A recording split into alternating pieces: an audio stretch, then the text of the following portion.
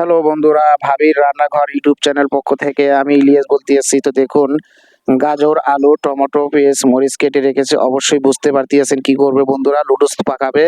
তো মেয়ের বায়না মা মিটাবে, যার জন্য লুডুস তৈরি করতে হবে। তো এই যে দেখুন, কড়াই বসিয়ে দিয়েছে, গরম পানি, লুডুস ফুটিয়ে নিয়েছে। তো এখন ওই কড়াইতে দিয়ে দেওয়া হলো সয়াবিন তেল, পেঁয়াজ, মরিচ, এই যে আলু এবং গাজর, এগুলা কিন্তু ক্রাসারে দিয়ে কেটে নেওয়া হয়েছে। তো টমেটো দেওয়া হলো, দিয়ে ভালো করে নেড়ে ছেড়ে নেওয়া হবে।